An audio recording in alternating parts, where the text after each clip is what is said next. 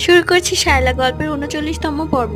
শায়লা ফারিসকে দেখে কাঁদতে কাঁদতে জড়িয়ে ধরে বলে, আমার ভুল হয়ে গেছে, আমাকে মাফ করে দাও ফারিস। আমি অনেক ভেবেছি আমি তোমাকে ছাড়া একটু ভালো থাকতে পারবো না, আর তোমাকে ছাড়া অন্য কাউকে বিয়েও করতে পারবো না, কারণ আমি তোমাকে অনেক ভালোবেসে ফেলেছি। এইদিকে ফারিস বলে, পাগলি একটা, তুমি তো আমারই শায়লা তাই না? আর তুমি কি করে ভাবলে আমি তোমাকে অন্য কারো হতে দিব? তুমি শুধু আমারই থাকবে। এরপর শায়লা বলে, কিন্তু তুমি তো জিন, তুমি কোথায় থাকবে আমাকে নিয়ে? তুমি কি আমাকে নিয়ে বাংলাদেশে ভাড়া থাকবে? ফারিস বলে, হা হা হা পাগল মেয়ে, তুমি যে পাগল সেটা আমি অনেক আগে থেকেই জানি। তোমাকে নিয়ে আমি বাংলাদেশে ভাড়া থাকতে যাব কেন? তোমাকে তো আমি আমার দুনিয়াতে নিয়ে যাব। শায়লা বলে, কি বলছো গো? তাহলে আমি আমার বাবার কাছে কিভাবে আসবো? আর আমার বাবা জানলে তো স্ট্রোক করে মারা যাবে। ফারিস বলে, কিছুই হবে না, জানো অনেক কষ্ট করে এই বিয়েতে আমার বাবা মাকেও রাজি করিয়েছি, তারা তোমার বাবার সাথে কথা বলবে।